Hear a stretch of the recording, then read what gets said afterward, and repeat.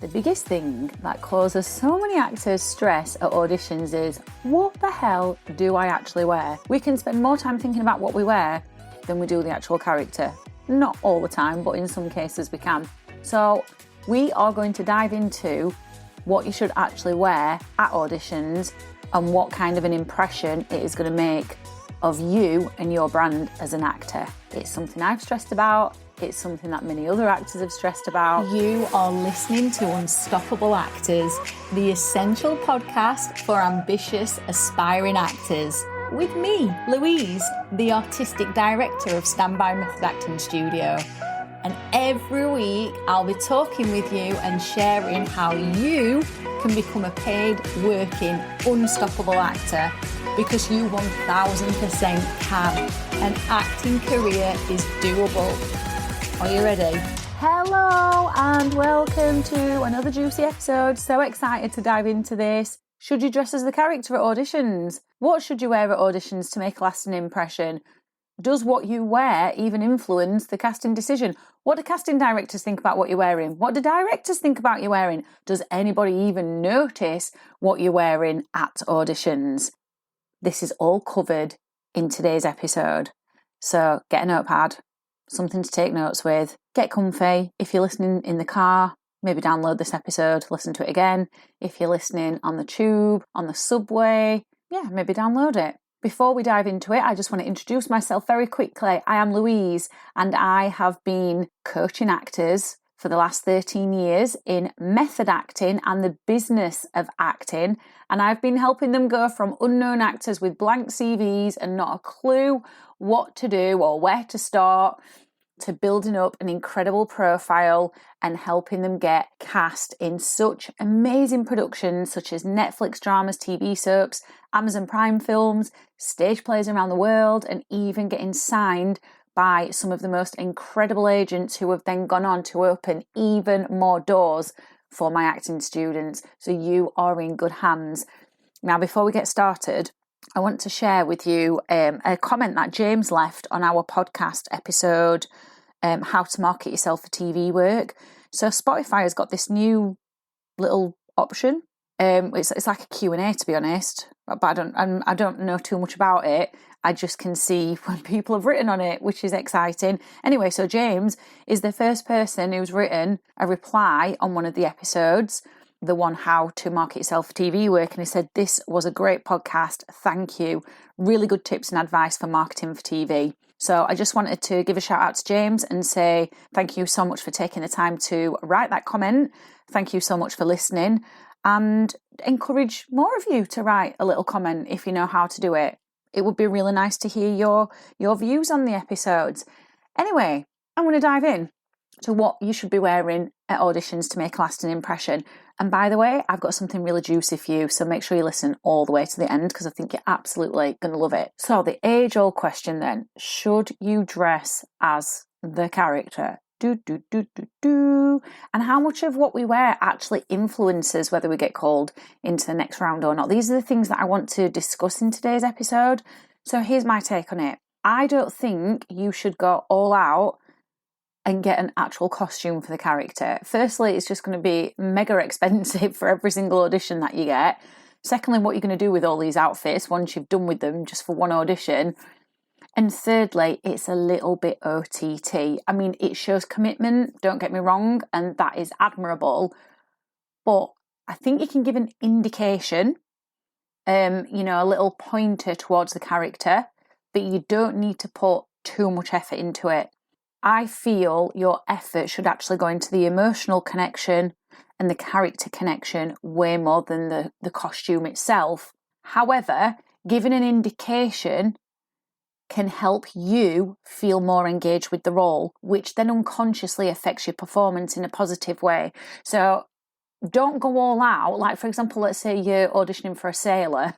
You don't want to go all out and buy a sailor costume. It's just, I feel like that's too much, because what you've got to remember about auditions and self-tapes is that, yes, you want to show up as if you've already got the role, so you've got that confidence and that presence, but it's not the production, is it? This is just a presentation of what you would do with the role if you were actually casting it. However, as I've already said, giving an indication towards a costume can actually help you feel more engaged with the role and unconsciously affect it, so you feel in the character, more immersed in it. So definitely do it for yourself, for your performance, to enhance your performance, but you don't need to be rummaging through charity shops because it's just a waste of time, or even like paying for things off Amazon. It's expensive. I had an audition a few months ago. When was it? Actually, it might be a little bit longer than a few months ago, for a comedy on Channel 4. And I was playing a character who was really into woo-woo stuff. So like reading tarot cards, predicting the future, reading crystal balls, that type of thing, which is totally up my street because there's an element of me that is very woo-woo as well. Now, because comedy, I knew that what I wore would enhance my performance and also the visuals for the audition itself. So what I did is I found a scarf, and that was the only thing I did to enhance this self-tape, is I found a scarf that looked a bit woo-woo, a bit spiritual, a little bit out there, because I thought, well, I didn't actually know what the directors and the casting director's vision for the role was, but I thought it's going to be visual in some respects. So this was quite a bright scarf. Now, that scarf really helped me get into this character so much more, and it was so much fun because I definitely found an energy to the character that I'd not found when I'd been rehearsing and before I'd put the scarf on. So you can do little things like that as long as it's enhancing the performance, which I keep saying. But looking back now, actually, when I look back at this self-tape, the scarf was quite big and bold and a bit bolshy and a bit, I don't know, just a bit too much in the scene. So looking back, even though it did help my performance and it helped me find a new energy, actually, if I was to do that audition again, I probably would have just had some crystals with me and an incense stick and put that on rather than a costume, just to give the appearance of, oh, this is a woman who definitely does read tarot cards and crystal balls and God knows what else. However, that's just personal choice. I think what you've got to do is you've got to experiment and explore with this. But as I've already said, and I'm going to keep drilling into you in this episode, you don't need to go out and buy a full-on costume for every single audition, because as I've already said, it's expensive, it's timely. It's also, as well, one of those things where you don't really know what the casting director's thinking, and we can't try and please every single casting director. Some casting directors will love it and some will absolutely hate it and take offence to it if you're going in with a full-on costume, because they'll be like, well, do you not think we've got our own imagination? Some might think in that way. We just don't know. We haven't got time to try and figure out what every single casting director likes. So a small indication, I believe, is okay, because it shows that you've put effort into it. It shows you've thought outside the box, and as I keep saying, it will help enhance your performance. However, I did get a personal email back off of the casting director, so it didn't even go to my agent.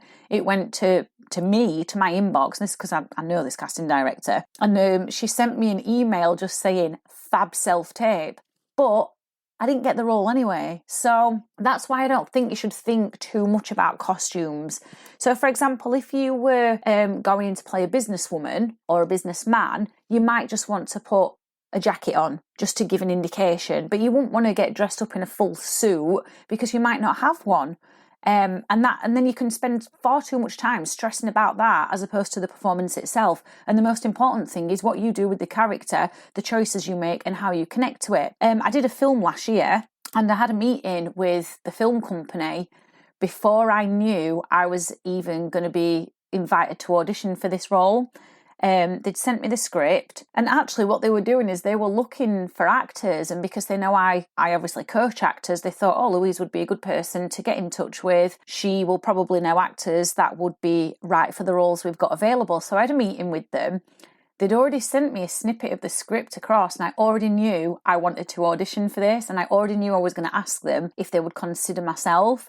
And I found a role in the film which was perfect for me, and I thought, right, that's the one that I'm going to be auditioning for. So this wasn't an audition, this was literally just a meeting with them to hear what the film was about, what their intentions were with it, what the pay was, all that sort of stuff, so I could let other actors know all the details to send to my students who train with me. So anyway, I got the impression that the character that I was going to ask them if they'd be open to me auditioning for was, you know, quite a smart businesswoman, career woman. So when I turned up to this meeting, this was very, very intentional.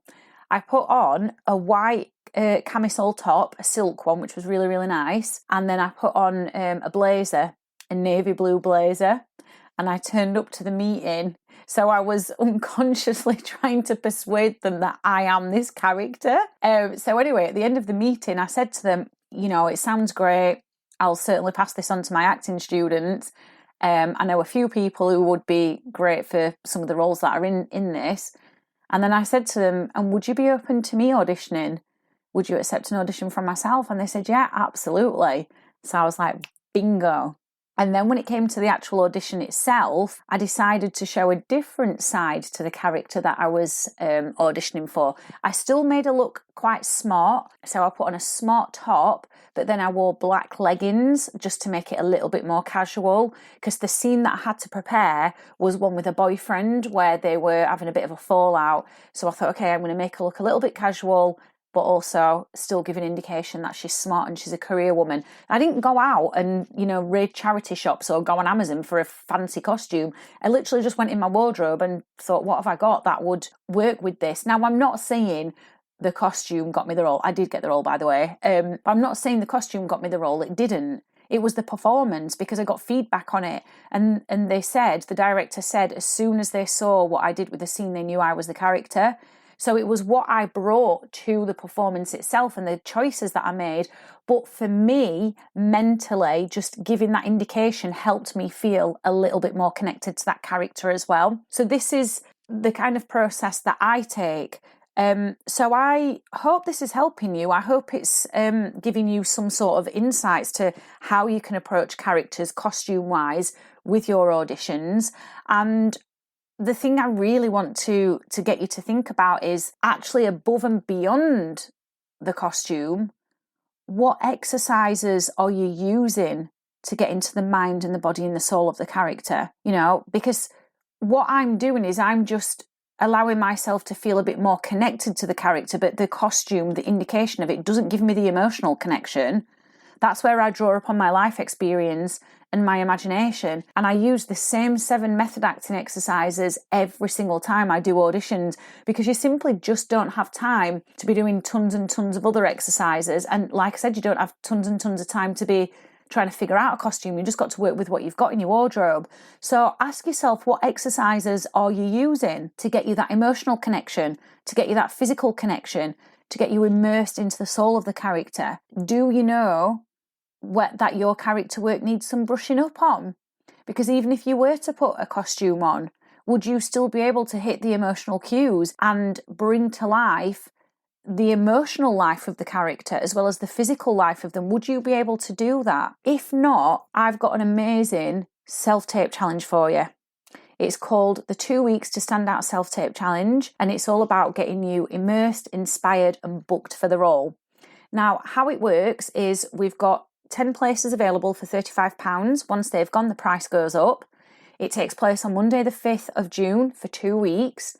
You're going to submit a self-tape. I'm going to give you a script. You're going to submit it as if it's an actual audition, because I want to see where you're at right now with your self-tapes. And I'm going to give you honest feedback on what's working and what's not, and whether they're strong enough to get you called through to the next round and book the roles. And then what you're going to do for the remainder of the challenge is you will be given one small method acting exercise each day to do. The exact ones that I use, the ones that got me this role, which I've just spoken about, and they only take about 20 minutes to do, so they don't take very much time. And then once you've learned all of these exercises and you've done them as we've gone along the challenge day by day, you are then going to resubmit your self-tape again, and we're going to compare the two, and you're going to get feedback on the second one as well. So you will see the growth that you've made, you will see the transformation in your acting work, even in as little as 2 weeks. And again, I will give you honest feedback on what your strengths are, what your blind spots are, and what still needs working on. And you will also get a workbook, so a character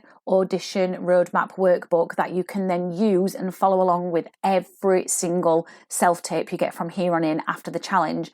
So can you imagine, you spend £35 on this self-tape challenge, you invest 2 weeks of your time in it, and then you get a self-tape request for an independent film or a TV film. And let's say it's an independent film and it pays you £150 a day or £200 a day. You've already made that money back plus more, and you feel more confident with your self-tapes.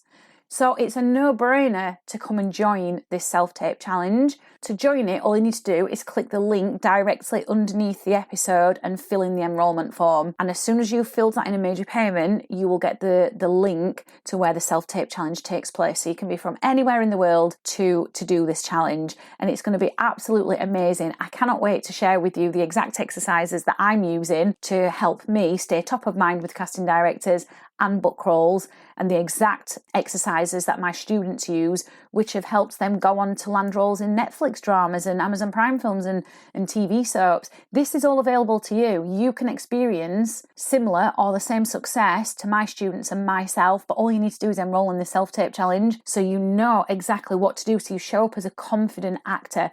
Even if you don't feel it, even if you're shaking on the inside, you still show up as a confident actor because you know exactly what you're doing. So go and check out the self-tape challenge, the enrolment form for it.